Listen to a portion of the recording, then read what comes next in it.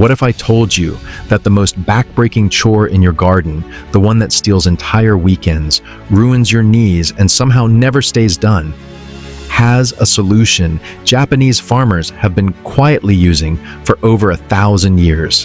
While the rest of us are out here on our hands and knees pulling dandelions for the 100th time, a farmer named Masanobu Fukuoka stopped weeding his entire rice farm in 1938.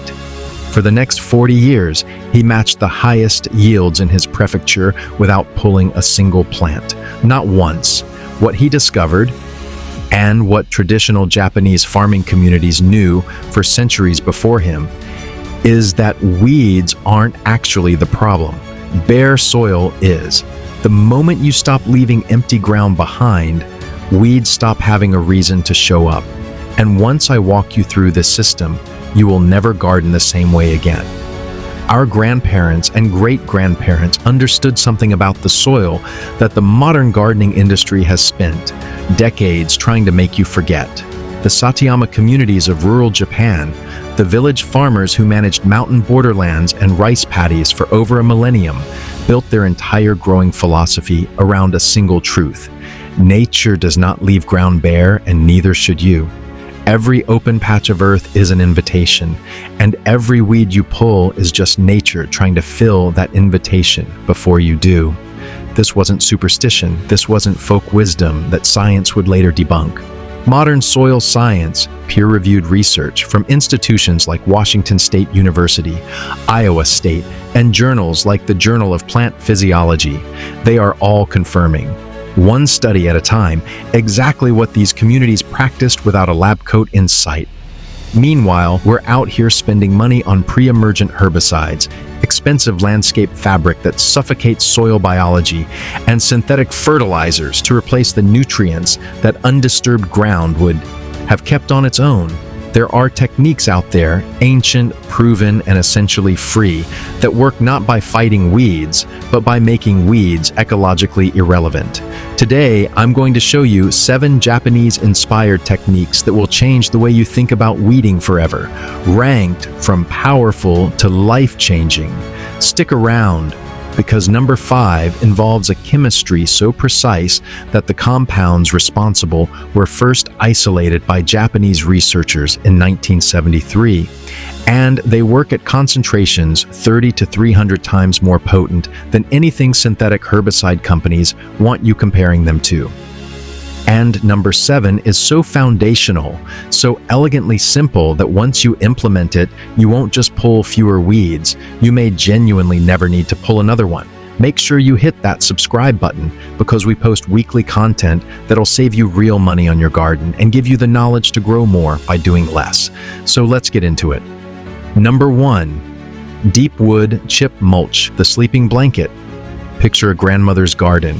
Not the manicured kind with bags of red-dyed mulch from the hardware store, but the old kind. The kind with a thick, dark, forest floor layer of wood and bark and decomposing leaves, so deep you could lose a trowel in it. Those old-time growers didn't need a university study to tell them it worked. They knew that wherever the ground stayed covered, the weeds didn't come. They had watched it for 50 growing seasons. Modern research has since confirmed exactly what they were doing. Dr. Linda Chalker Scott, a horticulturist at Washington State University who has published peer-reviewed research in the Journal of Environmental Horticulture, found that a layer of arborist wood chips at just 4 to 6 inches deep blocks up to 90% of weed seed germination. Not 40%, not 60, 90. Here's why it works. The vast majority of weed seeds require light to trigger germination, a process called photoblastic germination. They sit dormant in the soil, waiting for that signal. A thick blanket of wood chips means that signal never arrives. The seeds wait. And according to Iowa State University Extension research, more than 50% of surface-level weed seeds in undisturbed conditions are consumed by ground beetles, crickets, mice, and earthworms before they ever get a chance to sprout. The practical application is simple. Source arborist wood chips, the real stuff from a local tree service, not dyed bags from the garden center. Many tree services will deliver a full truckload for free or nearly free. Lay it 6 to 8 inches deep. For truly persistent weed problems, lay overlapping cardboard first, wet it thoroughly, then pile the chips on top. That combination delivers 2 to 3 seasons of near-complete weed suppression while simultaneously feeding your soil biology as it breaks down. The garden industry sidelined wood chip mulch because you cannot charge premium prices for arborist leftovers. Instead, they invented colored mulch that needs annual replacement, landscape fabric that kills the soil biology beneath it, and pre-emergent sprays that require reapplication every season.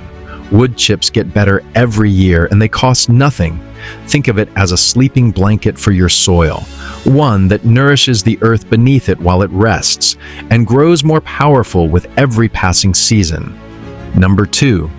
White clover ground cover. Fukuoka's secret weapon. On a farm on Shikoku Island in Japan's Ehime prefecture, Masanobu Fukuoka spent nearly 2 years testing more than 20 different ground cover species before he found the one that worked. Not an exotic plant, not something rare or expensive. White clover, Trifolium repens, the same plant most homeowners spend their weekends poisoning out of their lawns. He sowed it at roughly 1 pound per quarter acre in early October, let it spread beneath his standing rice, and watched it quietly suppress every weed competitor in the field. Then his rice yields matched the highest conventional yields in his prefecture. Every year for over 40 years, research confirms that white clover creates what scientists call competitive exclusion. Its dense, low canopy, on staying between 2 and 8 inches tall, intercepts light before weed seedlings can access it. Its root system forms a symbiotic relationship with rhizobium bacteria, fixing 100 to 200 pounds of atmospheric nitrogen per acre per year and depositing it directly into the soil. 1 plant, 2 jobs, $0. The mechanism is elegant in its simplicity. White clover doesn't kill weeds. It occupies the ecological space so completely that weeds cannot establish. It removes the vacancy sign permanently. Broadcast, seeded at half a pound per 1,000 square feet in early spring or early fall. No tilling required. Scatter it in pathways between raised beds, beneath fruit, trees, along fence lines. It tolerates foot traffic, blooms for pollinators, and rebuilds your soil biology season after season. Once it's established, it genuinely manages itself. The fertilizer industry has very little interest in you knowing that a $5 bag of clover seed does what a season's worth of nitrogen fertilizer does, and simultaneously closes the bare ground that weeds need to survive. There are no repeat customers in a solution that replenishes itself. Think of it as the ground cover that never punches out, working 3 shifts a day, fixing nitrogen at midnight while smothering dandelions at noon, and asking nothing in return. Number 3. Buckwheat cover crop, the 70-day assassin. In the mountain farms of rural Japan, buckwheat, soba, has been grown for over 1,000 years. Not just for the noodles. Farmers planted it in overrun fields because of what it did to the competition.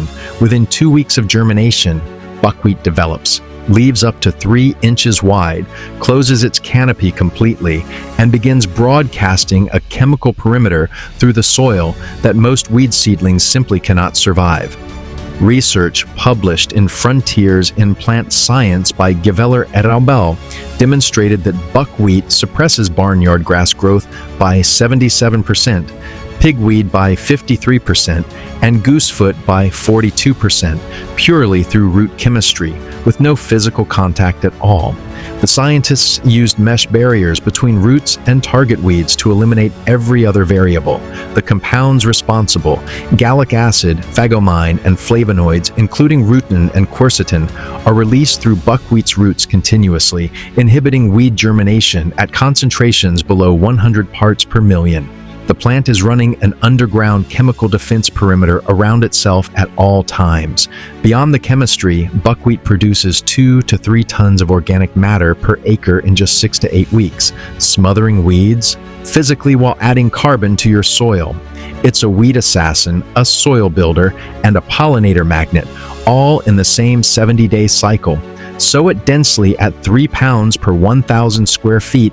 Once soil temperatures reach 50 degrees Fahrenheit, it germinates in 3 to 5 days. Mow or turn it in at flowering before it sets seed, and immediately follow with another sowing or your next crop.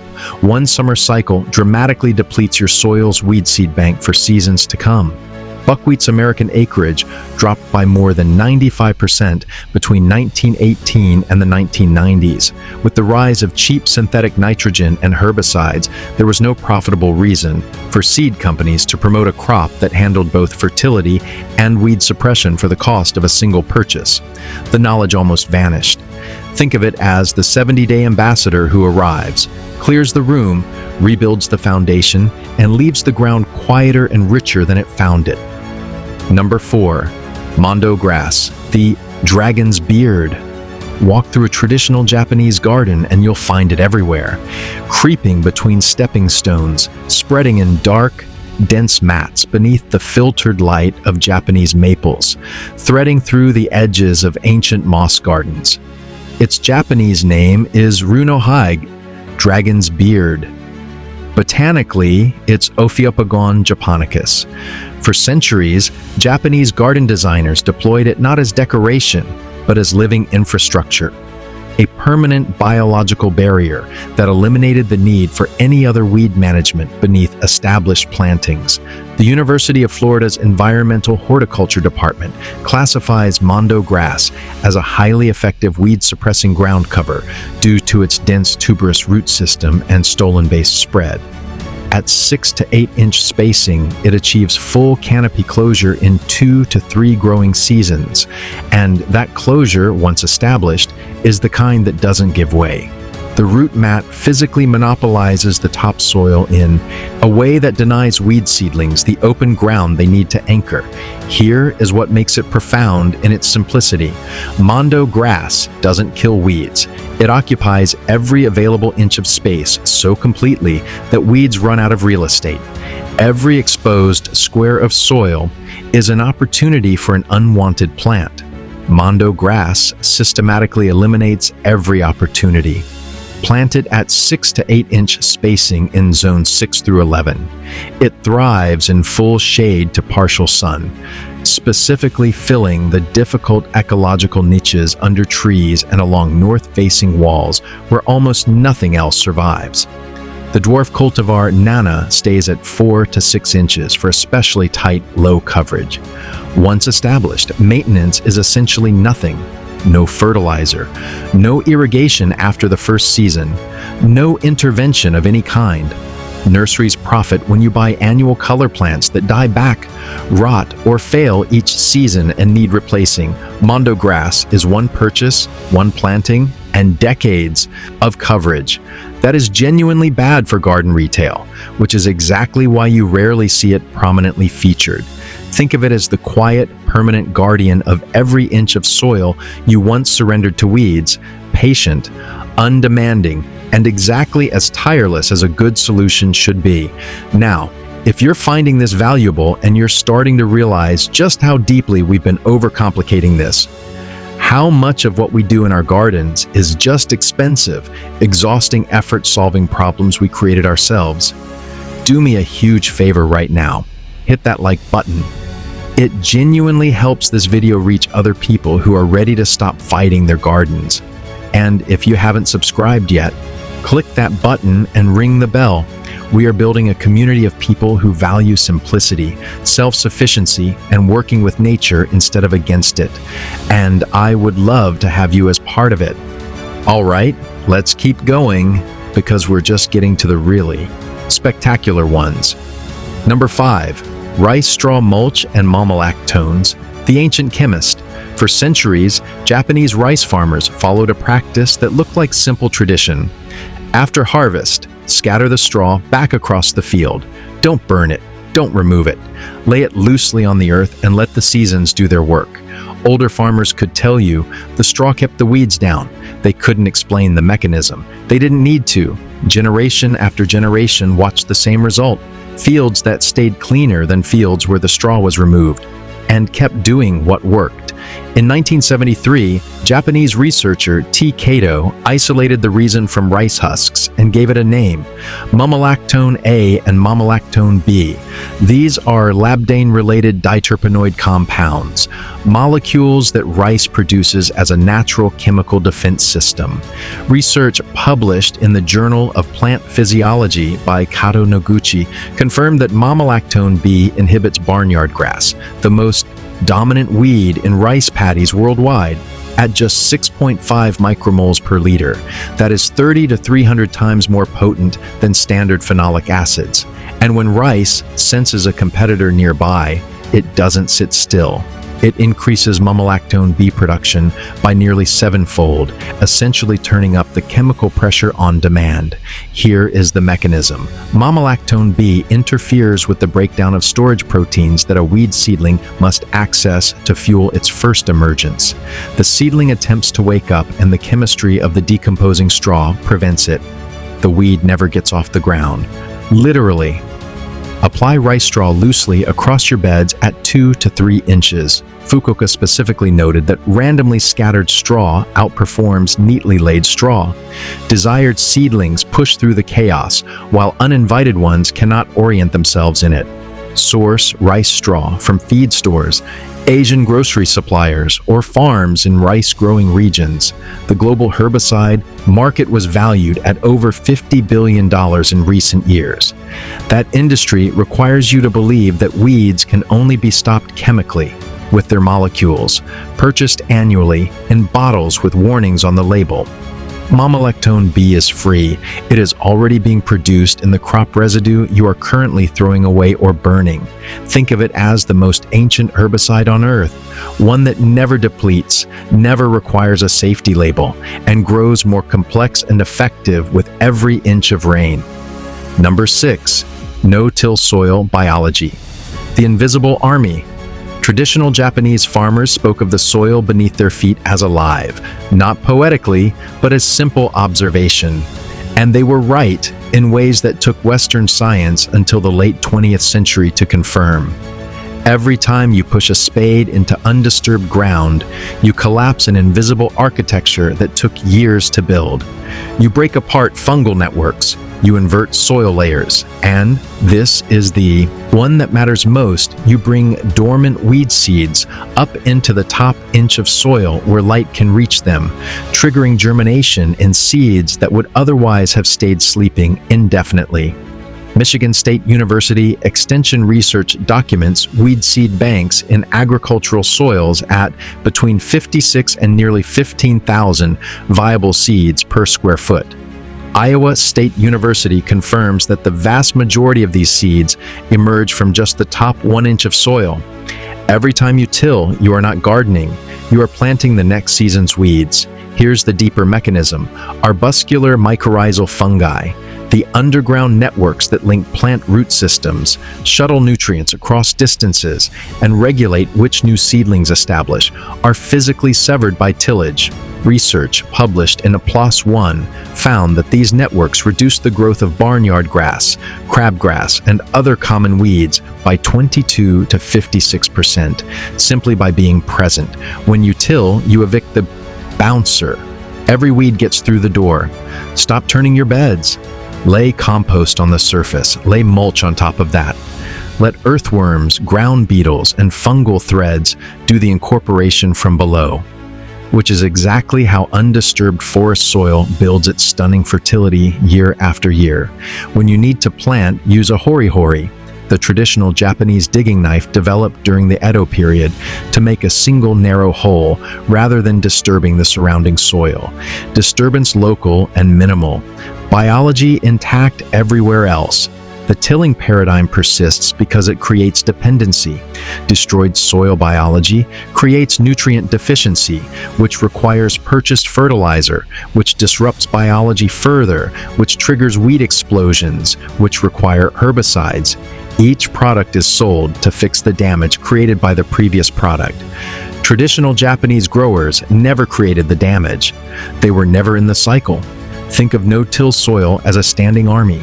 You have been repeatedly disbanding, and then spending all season wondering why the border keeps being overrun. Number 7. Shizen Noho, natural farming, the do-nothing revolution. In 1938, a 25-year-old Japanese microbiologist named Masanobu Fukuoka left his job as a plant inspector at a customs office in Yokohama and boarded a train back to the countryside.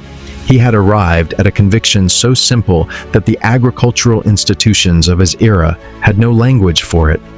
Almost every intervention that modern farming performs is a response to a problem that farming itself created. He returned to his family farm. 1.25 acres of rice fields, 12.5 acres of mandarin orange orchards on Shikoku Island, and he stopped tilling, stopped fertilizing, stopped weeding, stopped spraying. He combined white clover ground cover with rice straw mulch, seeded his crops inside clay balls called Nindo Dango, formed from 5 parts dry clay, 1 part seed, 3 parts compost, and he watched what nature did when given permission to function. For 40 years, he watched, and his rice yields matched or exceeded the highest conventional yields in Ehime prefecture every single year, with labor that eventually dropped to roughly 1 hour of daily work outside harvest periods. Modern research has now validated, in isolation, every single mechanism Fukuoka relied on. The mamalactone B in his rice straw, confirmed in the Journal of Plant Physiology to inhibit weed germination at micromolar concentrations 30 to 300 times more potent than synthetic phenolic compounds. The nitrogen fixation of his white clover, confirmed at 100 to 200 pounds per acre per year, replacing synthetic fertilizer entirely. The mycorrhizal networks preserved by his no-till practice, confirmed by PLOS One to reduce weed establishment by 22 to 56%. The weed seed dormancy maintained by his undisturbed soil, confirmed by Iowa State University Extension research showing that buried seeds require a light cue that only tillage provides. The system is not folklore. It is ecology. It is the accumulated logic of every living system that existed before anyone tried to improve it. What makes the Shizen Noho philosophy different from every other growing approach you have encountered is this. It is not a collection of techniques. It is a shift in the fundamental question. The question is not, how do I kill the weeds? The question is, how do I design a system where weeds never have a foothold? And the answer, it turns out, is the same across every culture that figured this out, in every language, across every 1,000 years of agricultural history. Cover the ground, always, with something living if possible, with something organic if not. Never leave bare soil. Never disturb what is thriving below the surface. Feed the biology, and the biology will do the work. You can start today, not with all 7 of the techniques we covered, with just one. Lay 4 to 6 inches of wood chip mulch in a single bed this week. Seed white clover in 1 pathway this month. Stop turning 1 bed this season. Each intervention compounds on the others. Within 1 growing season, you will feel the difference. Within 2, you may find yourself telling someone that you have not pulled a weed in over a year. Within 3, you will understand, somewhere deeper than knowledge, what Fukuoka understood standing in that field in the autumn of 1938. Fukuoka's book, The One-Straw Revolution, was published in Japan in 1975 to modest attention. It was not until it was translated into English in 1978 and reached homesteaders, back to the land communities, and people tired of being told that growing food required expensive, complicated, chemical-dependent systems, that it found the audience that had been waiting for it all along. Institutional agriculture had no use for a philosophy that required purchasing almost nothing. No fertilizer, no herbicide, no machinery beyond a hand tool, and a clear understanding of how nature works when left to its own intelligence. Shizen Noho reminds us that growing things was never supposed to be a battle. Every weed you are fighting is nature pointing to a design gap, and the solution is never to fight harder. It is to close the gap. Cover the ground. Trust the biology. Give the system time. And then step back. and let the 10,000 years of ecological intelligence that preceded us do the job it was built to do. The garden that no longer needs you to pull weeds is not a lazy garden. It is a finished one. If you made it all the way to the end of this one, hit that like button. It genuinely helps this video reach the people who are ready to hear it. Drop a comment below and tell me which technique you're trying first. Are you team wood chips, team white clover, or are you going full Fukuoka and implementing the whole system this season? And if you haven't subscribed to this channel yet, what are you waiting for? Hit that subscribe button and ring the notification bell so you never miss a video. We are building a community of growers who believe that the best gardening gets simpler every year, and I would love to have you on this journey.